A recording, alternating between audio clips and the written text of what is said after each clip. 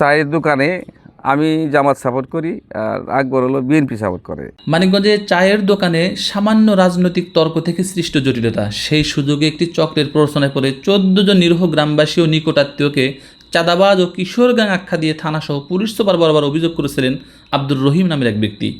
অবশেষে ভুল বুঝতে পেরে সেই অভিযোগকারী স্থানীয় গণ্যমান্যদের উপস্থিতিতে সমস্ত অভিযোগ প্রত্যাহার করে শান্তিপূর্ণভাবে বিষয়টি আপোষ করেছেন।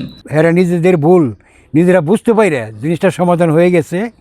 আমরা এই সামাজিকভাবে একটা সমাধান দিয়ে দিছি। গত আগস্ট মাসের 22 তারিখ সিঙ্গার উপজেলার বড় কালিয়াকুর বাজারে এই ঘটনা ঘটে। সেই দিন একই গ্রামের বাসিন্দা মোহাম্মদ আব্দুর রহিম চায়ের দোকানের রাজনৈতিক বিষয় নিয়ে তর্ক ও হাতাহাতির জের ধরে আকবর সহ 3 জনের বিরুদ্ধে সিঙ্গার থানায় একটি অভিযোগ দায়ের করেন। স্থানীয় সূত্র জানায় আব্দুর রহিম আসলে সমস্যা সমাধানের জন্য গ্রামের এক ব্যক্তির দ্বারস্থ হয়েছিলেন, কিন্তু সেই ব্যক্তি তাকে ভুল পথে চালিত করে থানায় অভিযোগ করিয়ে দেন। এখানেই শেষ নয়, পরবর্তীতে চলতি মাসের 5 তারিখ আব্দুর রহিম মানিকগঞ্জের পুলিশ সুপার বরাবর আকবর সহ মোট 14 জন গ্রামবাসী ও নিকটাত্মীয়ের বিরুদ্ধে একটি লিখিত অভিযোগ দায়ের করেন। দ্বিতীয় অভিযোগপত্রে 14 জনকে চাঁদাবাজ এবং কিশোর গ্যাং হিসেবে উল্লেখ করা হয়েছিল, যা গ্রামে ব্যাপক চাঞ্চল্যের সৃষ্টি করে। আব্দুর রহিম দ্রুতই বুঝতে পারেন তিনি একটি ষড়যন্ত্রকারী চক্রের ফাঁদে পড়েছেন। তাকে দিয়ে নিরীহ গ্রামবাসীদেরকে সম্পূর্ণ মিথ্যা অভিযোগে ফাঁসানো হয়েছে। তিনি প্রকাশ্য স্বীকার করেন ওই চক্রটি তাকে ব্যবহার করে এই অপকর্ম করিয়েছে। চায়ের দোকানে আমি জামাত সাপোর্ট করি আর আকবর হলো বিএনপি সাপোর্ট করে। এটা নিয়ে তর্কাতর্কি করে এক পর্যায়ে দস্তদস্তি হয়। এটা নিয়ে আমি মুরব্বী ডাক দিই রাশিদুল হাসান রে, ওই আমারে পরামর্শ দিল কোনো কথা না বলে। এখানে মীমাংসা করার কথা ছিল, কিন্তু আমার টাইনা নিয়ে সিঙ্গার থানা পর্যন্ত পৌঁছায়। সাথে সিদ্দিক ছিল ওইখানে। সিঙ্গার যাওয়ার পর জামাতের সংগঠন ওই শ্রমিক ফেডারেশনের নেতাকর্মী আসে থানায়, তারা এই অভিযোগ করায় থানা ওসির কাছে। এরপরে যখন এই গত মাসের 22 তারিখের ঘটনা, যখন এটা অ্যাকশন না হওয়ার পরে আবার পরামর্শ হতে মানিকগঞ্জ এসপি অফিসে যাইয়া দরখাস্ত দিতে, পরে ওইখানে দরখাস্ত দিই। ওইখানে থেকে এই যে করে এই আরেকটা লোক জড়িত করে, এই বাচ্চু নামের যে লোকটা, এই লোক আর্শেদ নামে ছেলেটার ডাইকে আনে। ও আবার করে কি এই রনি আর হলো রবিন, এই দুজনের ডাইকে আয় না, যার যার নামে মামলা দেওয়ার দরকার লেখা নিয়ে তারপর ওইখানে অভিযোগ করছে। আমার দিয়ে আবার ফিরা টিভিতে বিজ্ঞাপন দেওয়া হয়েছে, তারপরে পেপারিং করাইছে, তারপরে চাঁদাবাজ বানাইছে ওদেরকে, এই যারা বিবাদী।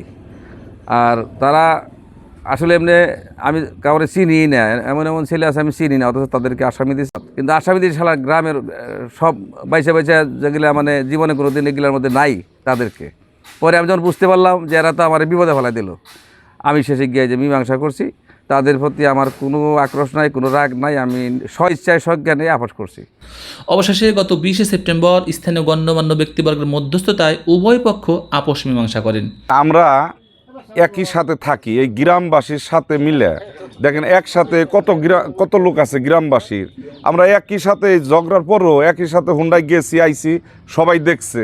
আমরা এই যে এখন গ্রামবাসীর সামনেই এই যে আমরা দেন একসাথে করি, কিন্তু এর কুমতলব দিয়ে কুপরামর্শ দিয়ে আমার রাজনৈতিকভাবে হয়রানি করানোর জন্য